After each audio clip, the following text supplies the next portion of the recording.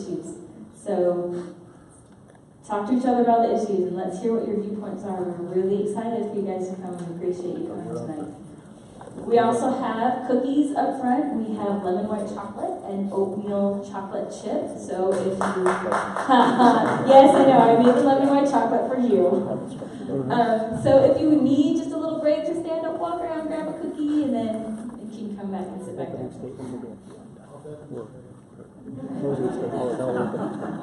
You guys aren't going to do opening statements? If you want to. How the format's going to go tonight is we're going to give 2 minutes for opening statements, and then we'll have a question, response, and rebuttal. So we'll have 90-second question, 60-second response, and 30-second rebuttal. Our wonderful Lakeview South neighborhood chair is going to be our timer. He will keep them on track. Sound good to you guys? Pick number 2, 1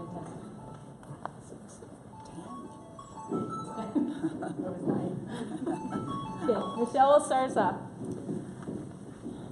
I'm so glad to be here tonight, and I feel like I need to stand up because I can't see everyone's faces, and I really do like to see everyone's faces when I speak. You can stand up and walk if you want.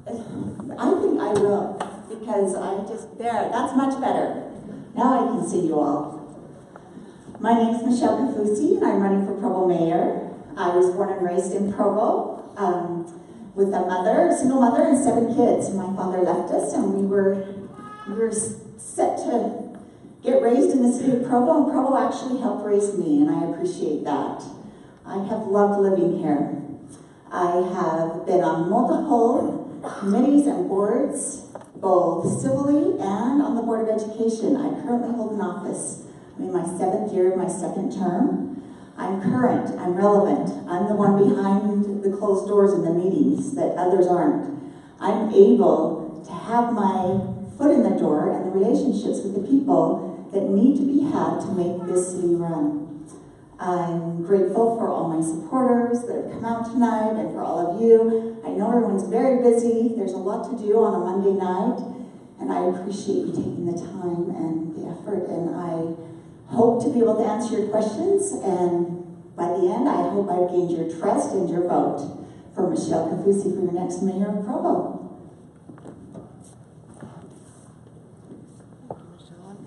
I'm going to stand too.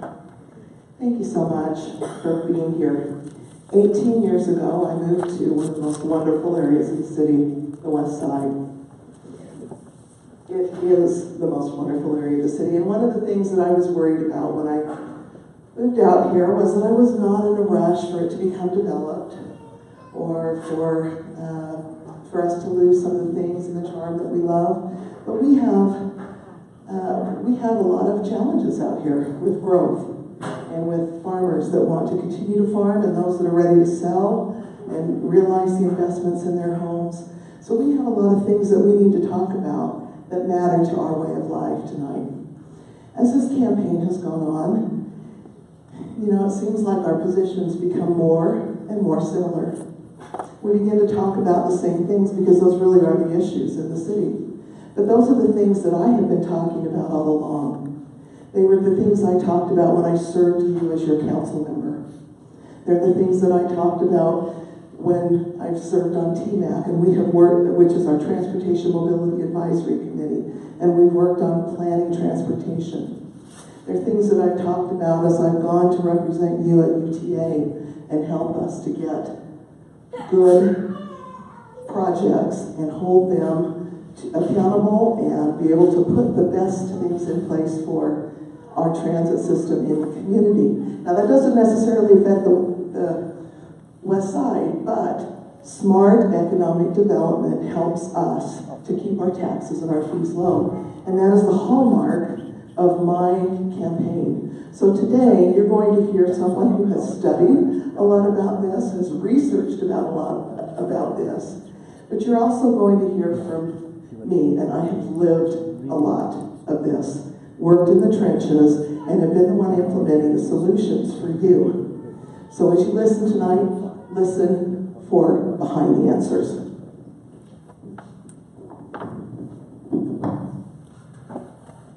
Okay, so we're just going to have to talk loud. We don't have a microphone. I hope you guys can hear us.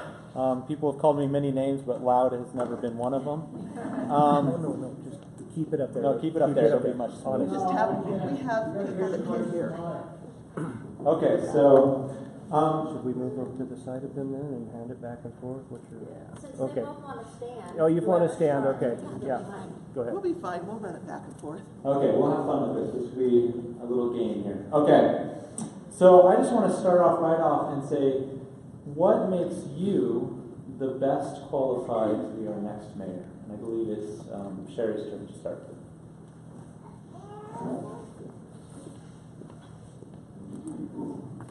You're going to hear a lot about experience tonight. The experience that I have that allows me to be the best qualified for mayor is city-related experience, transportation experience, neighborhood experience, economic development. I chair the redevelopment agency. We're going to have a lot of redevelopment that will be hitting us over the next few years. I've worked with our neighborhoods. I've worked on the council, helping to master plan not only our downtown, not only the Broadview Shores area where many of you are living and love it there now. I've dealt with things like the lake and with some of the lands that we have protected out here, some of the roadways that we've worked on. So it's the kind of experience that Provo's going to need next to solve the challenges that Provo has next. And I am grateful to my opponent for her experience in the school board, but I think that Provo's challenges are going to demand a different level of expertise and experience. And I hope that you will consider that as you look through my resume and we talk about some of the specific issues tonight. I've been in the trenches already trying to solve those problems for us.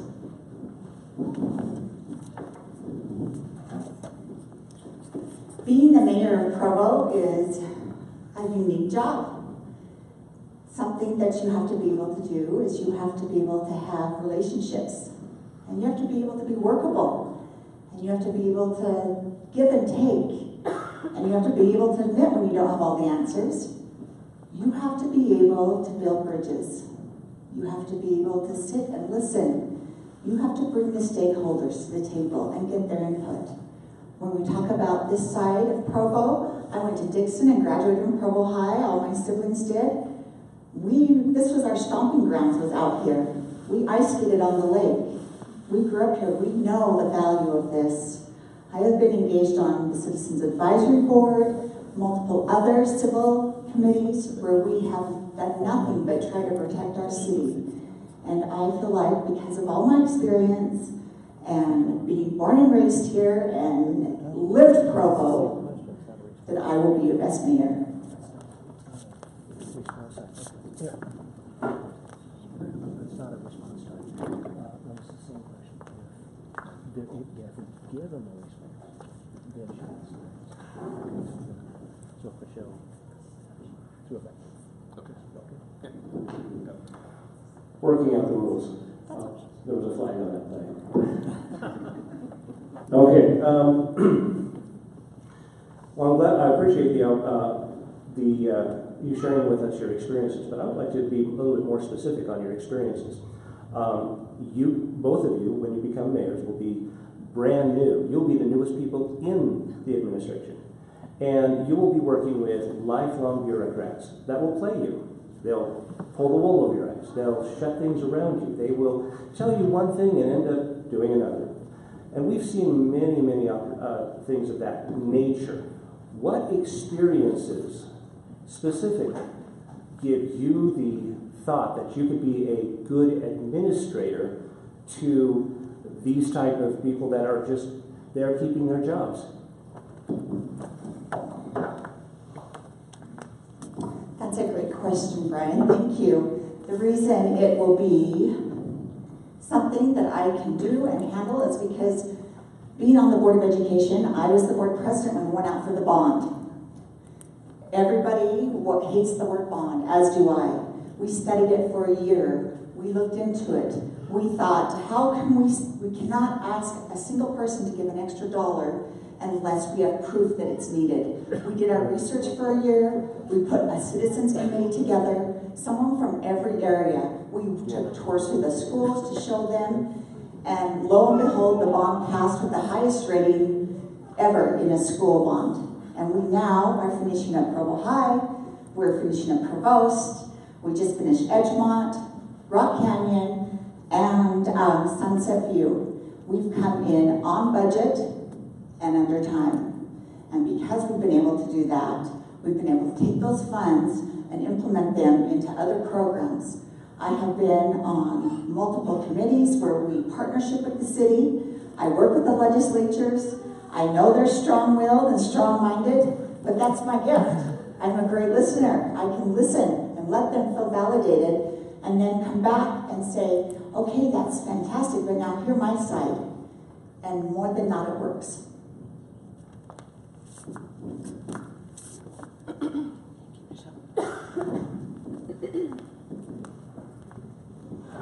I've already made the tough decisions when I served as your council member. Do you remember that Provo deal? We had to take that through foreclosure. We had to put lock boxes. We had to stretch through resolution of that effort and set up the pattern to be able to have Google Fiber come in. Do you remember the rec center?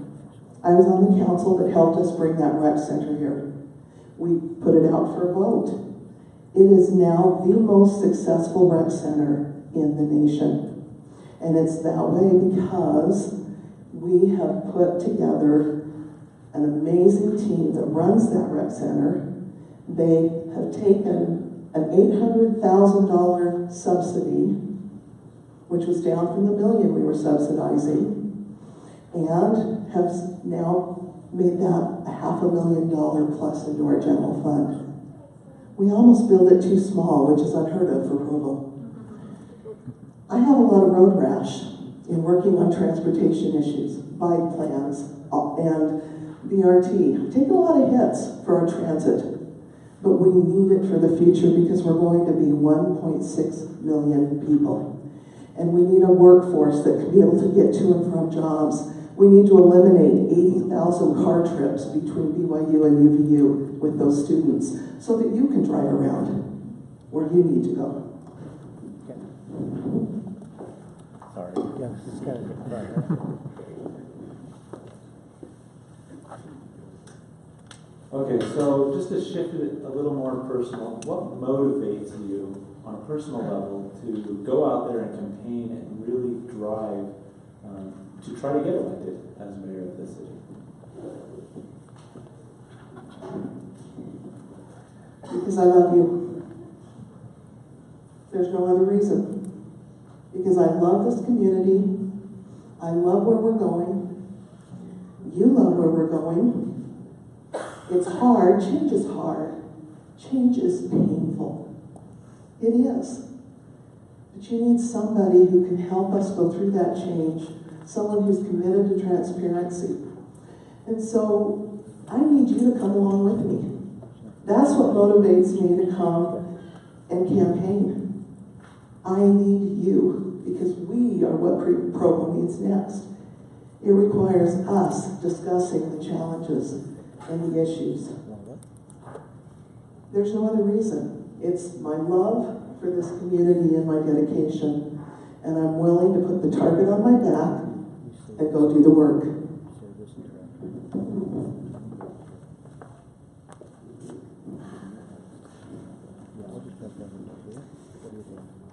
I have energy. I have a lot of energy. Those of you that know me know I do.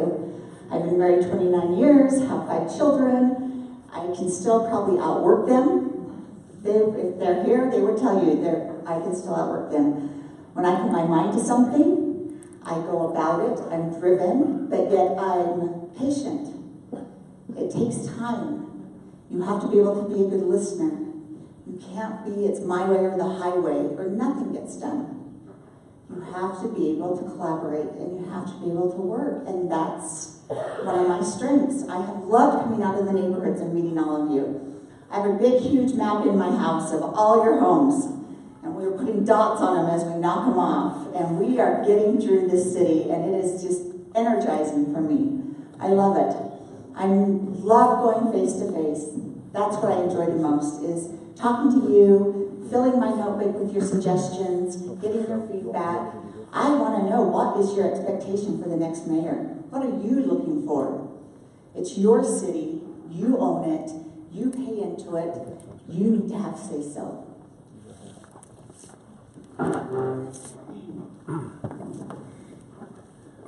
Well, now that we understand your qualifications and understand what's motivating you to do this, one of the biggest issues that we're facing right now here in Provo is we're growing, and we're exploding at the seams. We've got a lot of things happening here on the west side.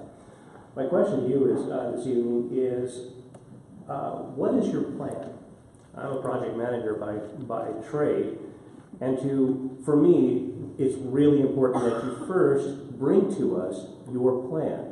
You have to have a good vision, you have to have a good plan. Tell us what your plan for Provo is for the next 4 years of your administration. How many, 4 years you said? Well, for your administration. I thought you were going to say 40. I was going to be like, I hope I'm not doing this in 40 years. I've loved coming to the meetings here in this school and slipping in the back and listening to all your feedback. Being born and raised here, I have been in school and classes with generational farmers. They're near and dear to my heart. These are the people that are the heart of Provo. We have to remember that. We have to take care of them. We have to realize that maybe the projection and this big momentum might be great in 10 years, and maybe it's not so great right now. There's a lot we have to look into. I love the idea of protecting our agriculture out here. It's unique. Not every city has this. We're lucky to have it. Not everybody wants to live in mass combustion and apartments and rentals. That's not what makes our neighborhoods so great. What makes our neighborhoods great is we know each other. We take care of each other. We cheer on each other when it's good, and we're there for each other when it's sad. And that's what makes this area great, is the neighborhood and the people.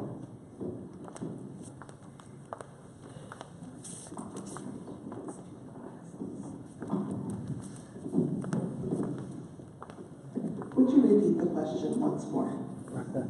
Sure. With regards to the next 4 years, what is your plan for the city of Provo and for this growth that we're currently seeing? Thank you. Years ago, I sat on the Vision 2030 committee, the steering committee, and on 4 of the subcommittees, where we as a community came together and began to guide that vision. We're now looking at Vision 2050, and the council's working through that process. Now, that's our city vision. We have regional visions. We have Envision Utah. We have a regional planning organization. We're melding into each other. We're growing. We have county plans. We have city plans. We have neighborhood plans.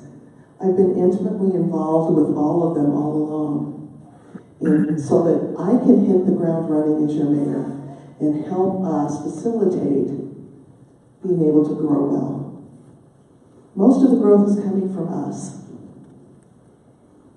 By raise of hands, how many of you have children? Do you want to tell them that they can't live here? I don't want to tell them that. I love my children, and I want them close. But we have things about air quality and everything else. So as we work on a neighborhood level, we need to be aware of our regional relevance, of our air quality, and everything else as we work through these challenges that we have together. We can get there, but it'll require working together. Okay, on a related note, as you look out over the next 4 years, what do you see as, number one, the biggest challenge that Provo is facing right now or will face in the near future? And what is the biggest opportunity that you see Provo facing in the near future? The biggest challenge we have is that Provo can only tax 50% of its property. That means you have to pay 100%. You're paying double. And we've done that because of the way that we've grown. There are places in this city that can allow more density, more value on a piece of property, and that works to affordability. Now, does that mean the whole city gets to be that way?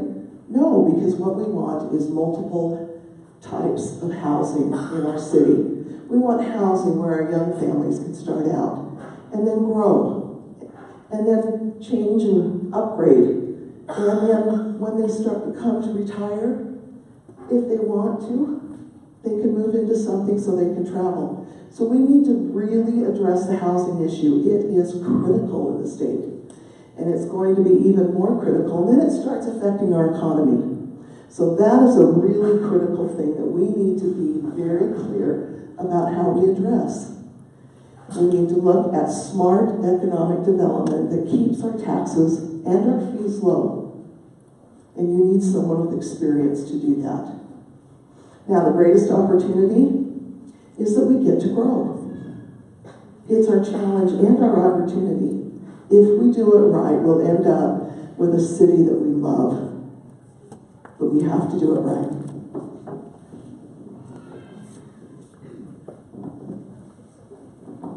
When I think about challenges, I think solutions. We have a challenge, let's find the solution. And let's not only find the solution that's best for me, that's best for you, and that's best for everyone in the city. That's what we need to do. Specifically, when I think of challenges, I think of the septic system, the reclamation system. It's not pretty, it's not fun to talk about, but we are busting at the seams. We are supposed to have our sewer system at the lowest point of our city. Does anyone know where the sewer system is? It's out by East Bay. With the new building at Provo High, we're having to install expensive pumps, all kinds of things. I know it's not fun to be thought of as the mayor that comes in and has to deal with that, but guess what? When your sewer system is backed up in each one of your homes, you'll thank me for doing that. I actually have an uncle that's a nuclear physicist, and he came into town last week, and I vetted him and said, tell me everything, he lives down in California.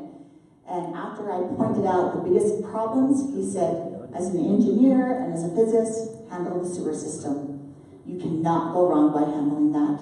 Now, the best things about Provo, there's a million. I don't even know where to start. But probably the most wonderful thing is the people. That's what makes Provo great. It's the people. You don't find the loving, kind, caring people anywhere else but in the city of Provo. So they're the hottest commodity.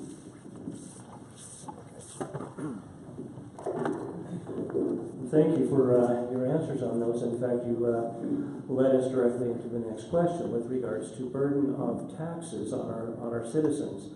How do we plan on managing these challenges without overburdening the citizens with taxes?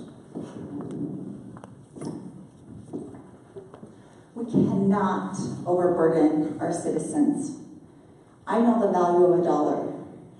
We lived on a shoestring budget my whole life. And then when I was married and started having kids, they came fast and were expensive. I have managed a shoestring budget at one extreme, and yet with the Board of Education, we match at $120 million each year with assets for over $300 million. I have been on both sides. I've heard my neighbors say, I'm on a fixed income, Michelle. There's no way I can have $3 more go out. I don't know where I'll get it from. We have to consider that. We have to be creative. We have to think of things that can come into town to help our tax, retail, businesses. I'm going to shout from the rooftops. We are open for business in Provo. Please come, because with them coming and setting up shop, our tax is lower, and it affects all of us. Another thing is partnership with BYU. I have a great relationship with BYU. I've negotiated with them many times, being on the Board of Education, and have relationships. They are held harmless when it comes to taxes, as is the hospital and church buildings. There's a way that they are willing to step up and help us. We just have to get the right people at the table and come together and communicate.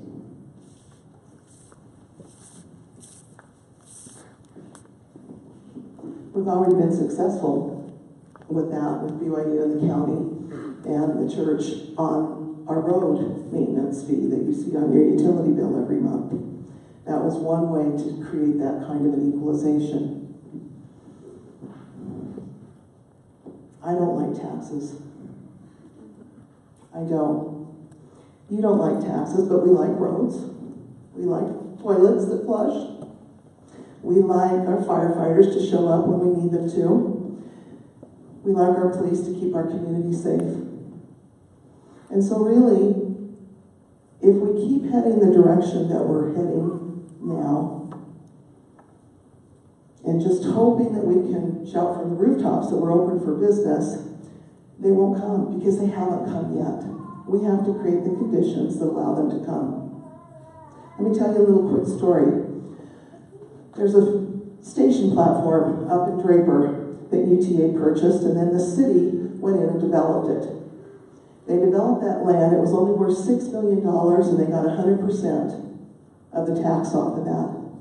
But by working on developing denser and more appropriate for that area, the property on that went to $115 million, and 2 years later, $225 million. That's how we rebalance this equation, is that we put good development in the right places in our city. That's the only way we'll do it. That's the only way to pay for the plans.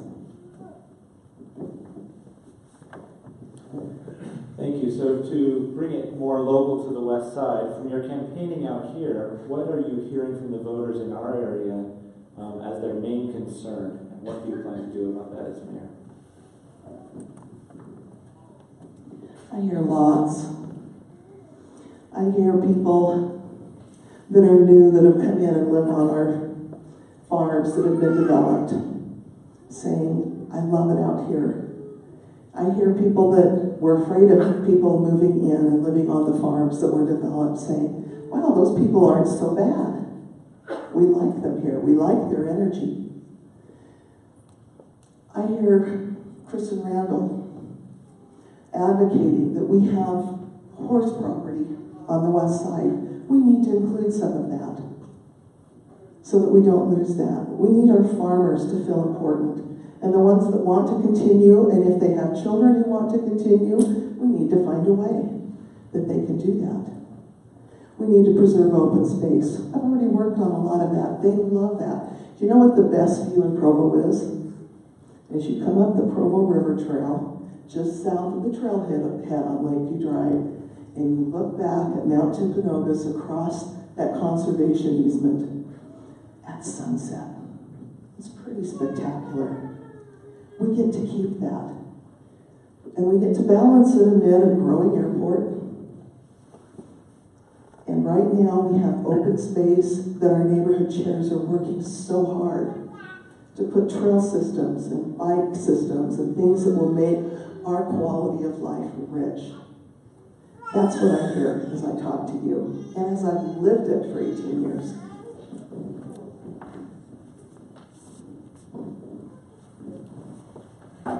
I have been in multiple neighborhoods over here. In fact, there's a lot of red dots on your homes. And probably one of the most important things I've heard is they feel like they're not being heard.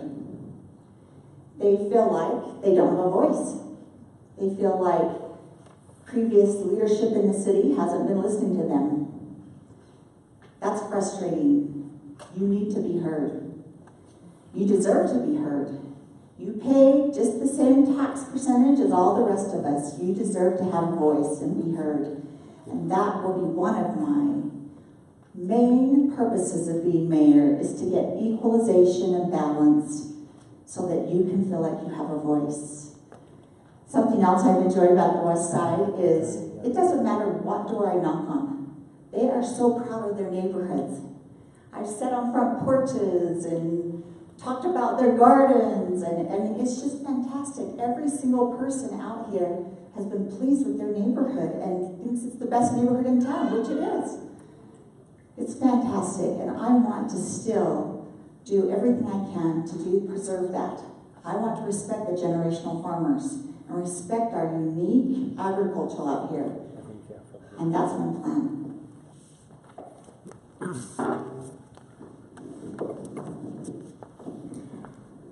So in your travels during your campaign, what, if any, qualities of life do you believe are missing still in Provo?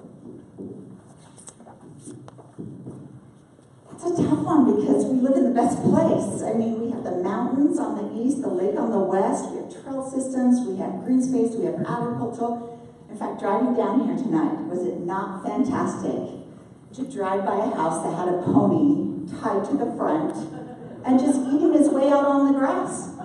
I just thought, this is why we love the west side. It's fantastic. We don't want zoning to come in and take that away from us. We want to maintain that. We want to protect that. That's charming. And that's what we are. We're a charming city. We don't need multi-housing and developments and rezoning so that we can't have a pony on our front yard tied up eating the grass.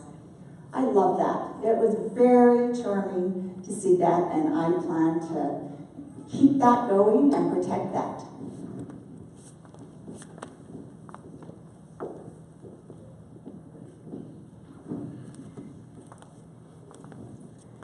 One of the things we worked to put in on the Lakeview Parkway was a trail system. Thinking down the road that it would be a great equestrian trail, that it would be an opportunity for walking and biking. We're working on those other things to connect us in the west side as these areas develop. But we've got a pretty good thing with some trails out here. And what I love seeing is more using them. We've got some bike lanes to get in that will make it safer. What's on the wish list? There's still a lot of talk out there about a beach. And as I go around, people are saying, what about the beach? I don't know that I'm personally going to use the beach, but I know a lot of people that do and want to. So we're going to look at that. We're going to look at and put that on our CIP and begin to work. The CIP is our capital improvement projects, and that's how we kind of align and sequence our parks in our recreation in our city. We're going to work on traffic flow. There's not enough east and west connections on the west side for us. There's more than there's ever been, and I'm happy to have been part of helping those come to pass for this area. But we have a freeway entrance that may come down the road, and we've got to talk about that.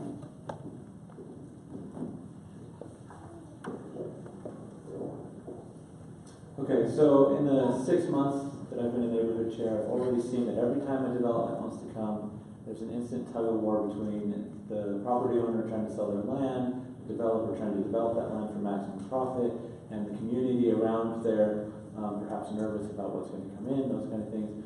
Where do you see that balance of the community's needs and the property owner's needs, and specifically how does eminent domain fall into that equation? You're giving us 15 minutes for this one, right? Should. Man, that's a loaded question. Neighborhoods. We care about our neighborhoods, and so we have these neighborhood chairs who advocate and how we come together and we do cool things like Rockview Shores. We worked on that one for several years together in our community. And I think it's important that our neighborhood chairs are there and at the table working to make development better. I think sometimes we think developers are awful people. They just want to make a profit. They don't care. Some don't. We've had plenty of those bad developers on the west side. But we've had a lot of good ones too that have built some beautiful properties. So I think we've got to work with them and understand the financial metrics that they operate in. If you were a builder and you were a developer at this point in your life and you had property and you knew that it's expensive, that the median home price on the west side is $300,000 at this point because of the economy. Now we as a community have to be concerned about affordability and workforce housing and how we deal with that. I hope you'll join me in that discussion, because we do need to find a balance.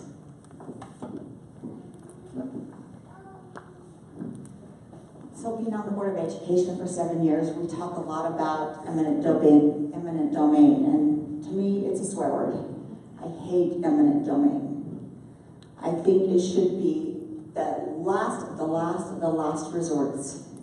And at that point, if we have to exercise eminent domain, talk to the property owners, give them what they deserve. Don't lowball them. Don't give them a small amount of money when their property's worth more. And they should be agreeable. They need to be willing to work with us. If not, let's not do it. I'm not a fan of eminent domain. Never have been, never will be. Developers. It's interesting, all the meetings I've sat in out here and talked to the developers, the 4 I've talked with, my first question to them is, do you live in Provo? And not one of them has yet. There's something to say about that. If you live in Provo and want to develop in Provo, you know Provo. And you won't be so quick to come up with all these ways to make more money and to concrete our beautiful agricultural areas. You won't, because you know the value and you love it and respect it and want to preserve it. Developers need to know where we stand, what we want, how we want to develop. The last thing we want to do is develop something right now and 10 years down the road regret it and have a horrible eyesore in our city.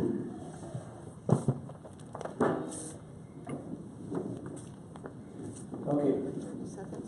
I never got to the eminent domain because there wasn't enough time. I want to shift the budget. The city budgets for a large transfer from utilities to the general fund each year. Do you think this is an appropriate way for the city to raise money? At first, I'm not going to lie, I thought it was a little shady.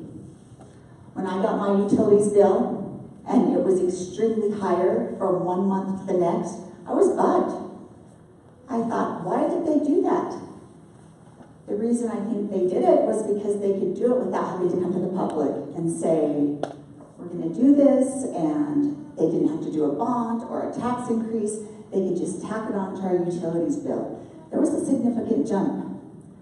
It's tough. It's tough. I know they were trying to be creative and thinking of ways they could pull it off without having to impact the community very much, but it still was, I was a little caught off guard by it, I'm not gonna lie. I mean, every dollar counts, it really does. And utility dollars count just as much as any other dollar. Was that the question, just about the utilities? What is your, do you think this is appropriate way? I think that it should have been vetted more. I think we should have been more educated. We should have known that it was coming our way so that we could prepare. There's a lot of people that don't have cash ready to go. They have to budget and prepare for an increase. And that is what I wish would have happened, is we would have had a little time to prepare before it just started appearing on our utilities bill.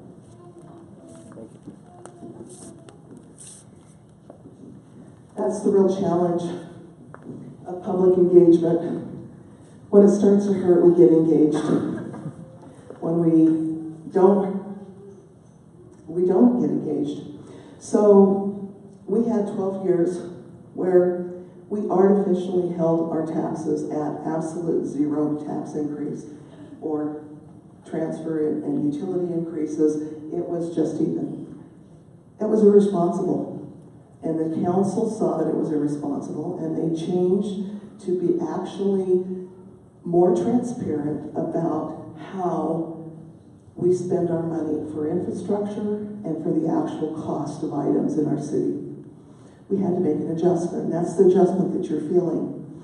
The transfer fees go back to that little scenario of 50% of us are not taxable.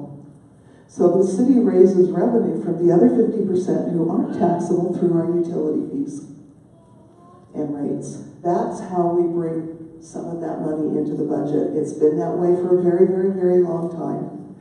And that's the reason we set up our own utilities in our city that way, so that we could offset the budget. time.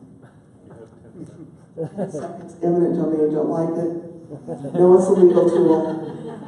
I think there's a lot we can do before we ever get to that level. Done. Okay, to follow up on the utility discussion, Provo Power recently raised rates. They recently restructured somewhat on solar panel owners, for example. They have been open that they are installing smart meters, and when that is finished, they want to do another round of restructuring and perhaps rate increases. What is your opinion on that plan? Thank you. Like we said, we have not made adequate preparations in our infrastructure, and that is what you're dealing with now. The reason we want smart metering is because it will be more cost effective for us over the long term. They'll be able to drive down your street and read your meter. That cuts down on meter readers and wages and insurance, and it's a more efficient way to run the government and to deliver more value. Right now, Provo is delivering more value for its tax dollars than it has for years, even though we have seen these adjustments. My promise to you is that we'll continue to make this transparent and communicate. Those of you that know me know that I'm on social media, know that I communicate readily and happy to meet. I'm there. Let's have the discussion. And let's make sure that we understand exactly what we're being asked to do and the road that we're traveling down. It shouldn't be a surprise. And if it's a surprise, I've got some really great tools that I want to put on our website in the city that allow you to follow projects through, be notified at the points where you can have public input, and be able to send information and have it track and notify you. We've got technology now, we can do that. And I think that'll help us to be more transparent. So when you go out for an $108 million bond, you've got to be transparent. And being board president, I asked the community, I said, what do you guys want to know? If this bond passes, what will help it so that it's transparent? We had great suggestions. They said, we want a bond when it comes in, and we want a ticker that ticks away, subtracts from that every time money's spent. Get on our Provo School District website, it's going. Another suggestion was, we want live feed. We want to see what's going on these construction sites. We heard you, we listened, and we implemented it. Get on. You can see the new Provo High. I think it's on about a 30-second ticker where it updates every 30 seconds. You need to be involved, and the reason you do is because it's your dollars. It's your dollars that are paying for these projects. We need to be transparent. We've come up with ideas already, how to make you feel engaged, how to make you feel like you have say-so in what's going on. We just need to implement them in the city now. The school board's got it.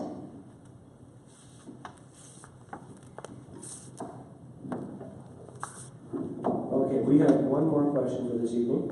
Yay. Accept. That's the accept. John and I are neighborhood chairs. We've been doing this for some time, and we wanted to open it up to at least 3 people. If you have if there's more than 3, I understand, but there is going to be a mix and mingle afterwards. If you feel that you have a question you would like to bring before the entire audience this evening, we would appreciate that. Is there anybody that would absolutely feel that they need to bring forward a question? So we've got 1, 2, and 1 more. If you're okay with that. I'm fine. Okay, so my last question. I've been a neighborhood chair for 15 years. Bless you. Never met once with Mayor Billings, never met once with Mayor Curtis. How do you plan on supporting a legislative-supported organization? We report to the city council, not to the mayor's office. How do you plan on continuing the tradition of not talking to any of your neighborhood chairs? Or how do you plan on supporting them? That's like the worst tradition ever. It really is. Those of you that know me, my track record speaks. The good thing is I'm currently engaged. I hold a political office that I was voted into by the citizens of Provo. I'm trusted. If you know me, you know I'm in the schools. You know I'm participating. I'm taking your questions and taking them back to the board and saying, this is a great suggestion. We need to implement it into our programs.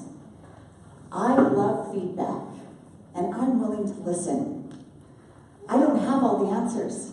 And if anyone says they do, they're lying. There's no mayor prep class to take to become the mayor.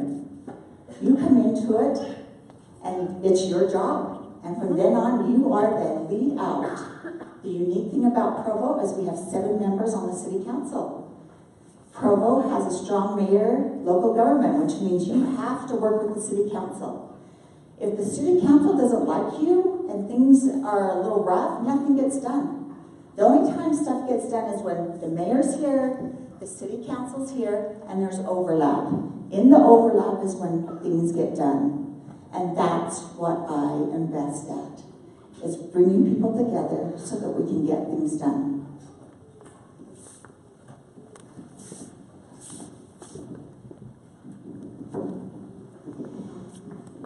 Thank you. Last Friday evening, before I was ever mayor, I sat in a room with every neighborhood chair and vice chair from our central neighborhood and the developer that wanted to put a parking garage in downtown. And we talked. And we explored. And we came away with some ideas, and it was a great meeting. I've got a long history talking policy and discussions. I'm not even in office. I'm just a citizen. I serve on the board at UTA. That'll be done if I'm elected. So I spent time talking with Scott Erickson. I spent time with Beth Oligood. I love Beth Oligood. If you don't have her cookies, you are a fool, because her cookies are the best. And Beth and I don't always agree, but we always come away having been enlightened by the discussion, having listened to each other's perspectives, and we think about it, and then we come back at it again and explore. That's part of the heavy lifting of the job. I know the neighborhood chairs all throughout, because you know what I did when I left the council? I immediately went back to being on the neighborhood program, and I serve as an assistant neighborhood chair in my community.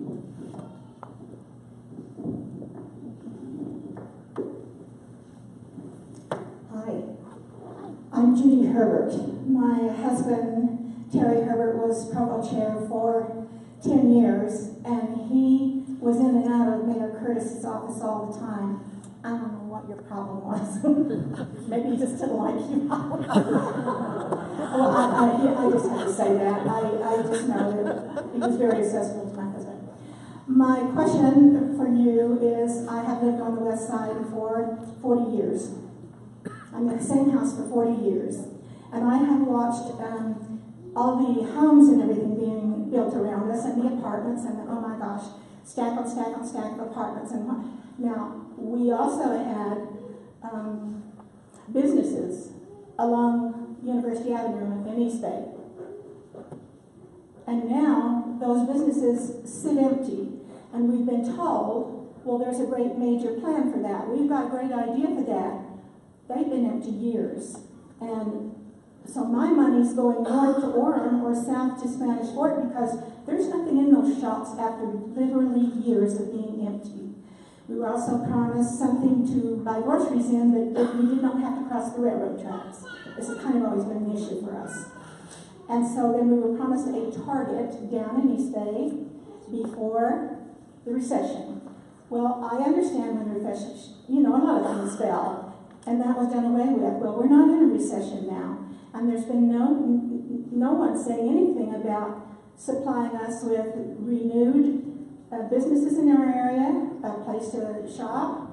And I applaud all that you have done in the trails and stuff. But honey, at my age, I'm not going to be hiking those trails. I just want to go to the grocery store. They'll cross the railroad tracks. I feel your pain. I've been doing it for 18 years. We have to have the conditions that allow it to happen. What's not happening that is making it so that they're not coming? It's not a matter of shouting from the rooftops. It's a matter of carefully guiding the redevelopment of the city.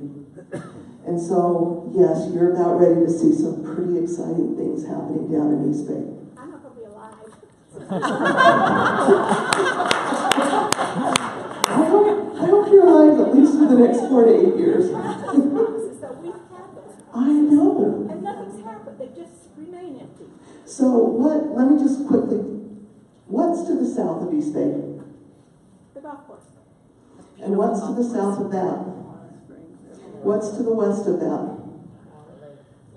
So if you're an investor that wants to come and put $40 million into a store, and you do not have shoppers around that store, but they can go to the north where there are shoppers all the way around that store, where are they going to make their investment and get their return quickest?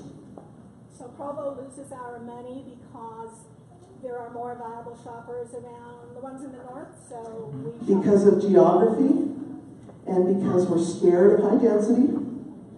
Because if you put high density down there, you're going to get shoppers. So it's not going to change. I don't know. We have to change it. Oh, it's going to change. It is going to change. We are working, my executive committee and campaign, we are working on a grocery store. We're not taking it anymore over here.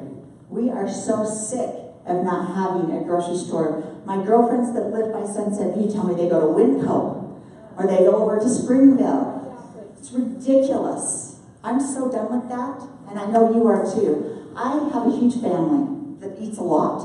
I'm at the grocery store all the time. I'm at Macy's all the time. I can imagine having to drive to Orem or Springville. We're going to get that solved. We are going to get you a grocery store. That's probably in my top 3 things that we're going to work on the minute I'm your mayor, is get a grocery store over here. I'm not worried about the growth. The growth's coming. I mean, Iron Homes has bought hundreds of lots. They're building like crazy. We have the people that want to shop. Quick story. My daughter needed a soccer ball. And I was sitting there thinking, okay, where in Provo? Because I'm a huge advocate for shopping in Provo, keeping everything in Provo. Because it helps us all if we stay here and shop. I could not find one place that had a soccer ball for my daughter. I called people, do you have soccer balls? Do you have regulation soccer balls? Nowhere. I had to go to Orem. That's just pathetic. We're better than that. We can fix that. Retail's dying, Retail's dying, if you want to help taxes, get more retail. That's right. Okay, my first one was get us a grocery store over here, and we have already discussed that. The other thing is, when in the world are you going to fix the potholes on the roads and do something about Geneva? That is just awful to drive on.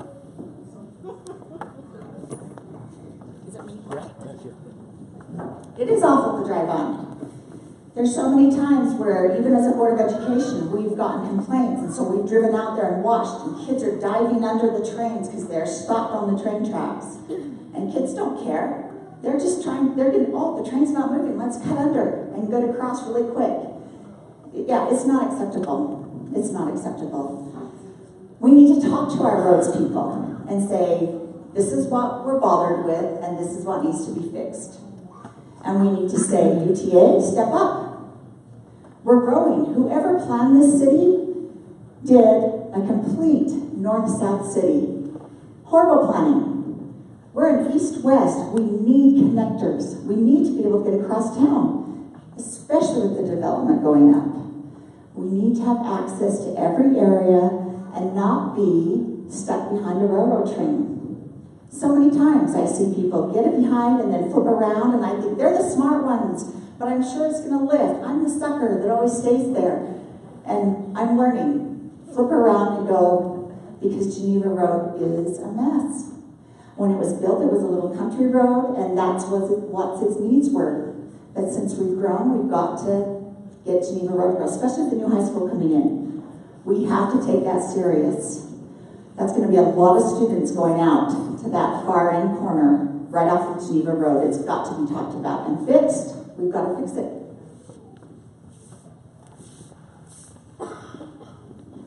Geneva Road is owned by UDOT. They're the ones in charge of fixing it. One of the things that we're working on the Lakeview Parkway is to be able to transfer that to UDOT and be able to control the destiny of Geneva Road. That was one of the things that we worked on for the last 10 years. Stuff like that doesn't move very easily. So when someone stands up and makes an empty campaign promise that they're going to get you a grocery store, be cautious. Because the last mayor worked 8 years to try to get the grocery store. We have to have enough rooftops to get the investment. That's just the way it is. Retail is dying. Retail is the icing on the cake. The jobs are the things that we need to focus on. The buildings are the things that we need to focus on. That will balance the equation. Because the minute we have a recession, and we will, the minute we have a recession, and we will, our revenues will go down. Orem struggled because they had put all of their eggs in the retail basket. How many of you buy off Amazon? You're all guilty. You're all guilty. It's changing. It's changing. So we need to focus on jobs. The retails, the restaurants, the other things will come as a result of that. But if we make retail our only focus, we will ebb and flow with whatever we buy online or whatever the economy is doing.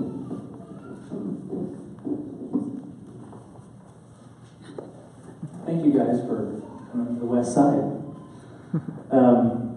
We've had John Curtis for the past, is it eight years? And I've been watching closely. I think we've all watched some ups and downs.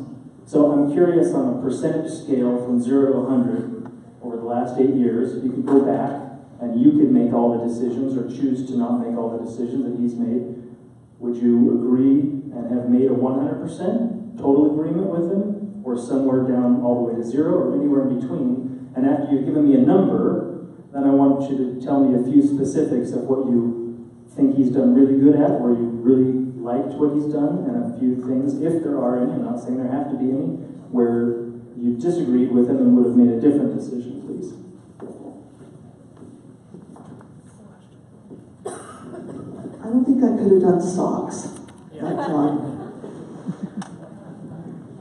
One of the things that I really loved about John Curtis is he never held a grudge. He worked with people, whether you agreed with him or not. He never held a grudge, and he worked to get the best. So I love that about him. I intend to keep that going. I love how he championed this city and how we rose to national prominence in so many areas. I intend to keep that going. I love how he created a vision for the city. I intend to keep that going. But our West Side moment is right now. And we need to work together. And you need somebody who's been living it for 16 years out here. Who knows what it's like not to be able to run 3 blocks to Days Market? Who knows what it's like to be so glad that ClickList finally got here? We have things that we need to do. And you need somebody who's fluent, who can hit the ground running in the mayor's office. Because, you know what? It's a big learning curve. It's a huge learning curve. And so one of the things that I love is that John kept people apprised. More social media outreach, more connectivity than anybody before. Now part of that's the technology, but most of that's the commitment, and you'll get that from me. So I'm going to answer the question. 1 to 100. For me, I would say 50. I'm not John Curtis. I'm not. I'm Michelle Kafusi. I have new ideas. I have new people, new faces that I will surround myself with that want to come in with brilliant ideas. I have problem solvers that are on my team that we'll come in with, and we will solve the problems. I wanted to talk a little bit about the one thing I love about John is the social media. He has brought that to the forefront, and we will keep that going. We will build on that momentum because it's a fantastic way to reach everybody. But also, to those that don't have Facebook or social media in the city, I will reach out to you as well. I'm very good at face-to-face. I love face-to-face way more than hiding behind a computer screen. That's not my forte. I want to be out here with you. I want to be out here talking and carrying on conversations, looking in your eyes so I can get the sense for what you're really passionate about and what you want fixed. The one thing that I wish John did different was BRT. BRT came out in 2006. That's when we voted on it, and then it went quiet. And then it came back up. When it came back up, I wish he would have, at that point, when everyone got actively engaged, put it on the ballot and said, do we want this or do we don't? If we don't want it, then let's put it off for 10 years. That's the difference between John and I. Thank you very much. I want to give each of you 60 seconds to give your last pitch to the people of the West Side. This is like my 6th one. I have been out knocking doors today and my mouth is dry. Closing remarks. I want to win your trust. I want to win your vote. I'm new to the city, but yet I've been in local government. I have fresh eyes. I haven't burnt any bridges with people in the city offices. I've built bridges. I'm excited to work with them, and after speaking to them, they're excited to work with me, apparently. I'm looking forward to being your next mayor, and I ask for your vote and your trust for Michelle Kafusi to be your next mayor. Thank you.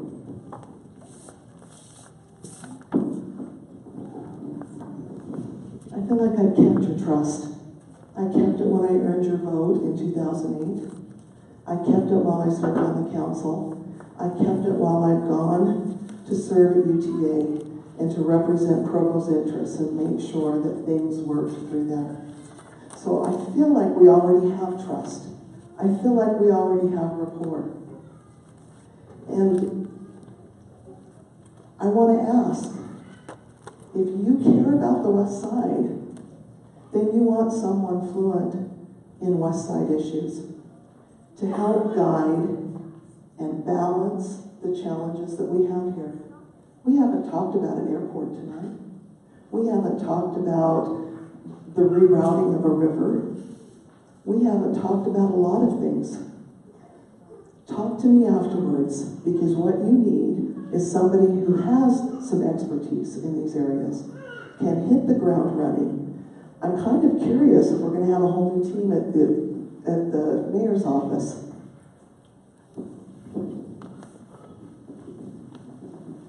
Thank you again, everybody, for coming out. I hope some of your questions were answered.